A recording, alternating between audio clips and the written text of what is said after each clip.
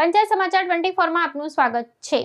દાહોદના ગોધી રોડ ખાતે એસી રિપેરિંગ કરતી વખતે વીજ કરંટ લાગવાથી યુવકનું મોત, પરિવારનો એકનો એક પુત્ર છીનવાતા ભારે આક્રંદ। દાહોદ શહેરના ગોધી રોડ વિસ્તારમાં એસીના રિપેરિંગ કાર્ય દરમિયાન શોર્ટ સર્કિટ સર્જાતા 21 વર્ષીય યુવકનું વીજ કરંટ લાગવાથી કરુણ મોત નીપજ્યું છે। રોજિંદા કામકાજ વચ્ચે અચાનક બનેલી આ ગોઝારી દુર્ઘટનાને પગલે સમગ્ર પંથકમાં ભારે અરેરાટી સાથે શોકનું મોજું ફરી વળ્યું છે।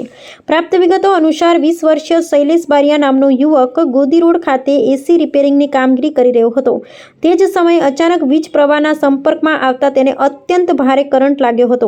આ દુર્ઘટનામાં ગંભીર રીતે ઈજાગ્રસ્ત થયેલા યુવાનને ઘટના સ્થળે ઉપસ્થિત આસપાસના લોકોએ સમય સૂચકતા વાપરી અને તાત્કાલિક ધોરણે વધુ સારવાર અર્થે દાહોદની ઝાયડસ હોસ્પિટલ ખાતે ખસેડવાની તજવીજ હાથ ધરી હતી।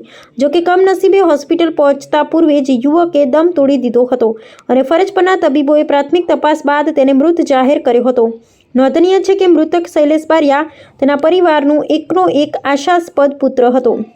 યુવાન પુત્રના અકાળે અવસાનના આઘાતજનક સમાચાર મળતા જ પરિવારજનો પર આબ તૂટી પડ્યું છે। હાલ સ્થાનિક તંત્ર અને પોલીસ દ્વારા આ મામલે સત્તાવાર નોંધ કરી અને આગળની કાનૂની કાર્યવાહી શરૂ કરવામાં આવી છે।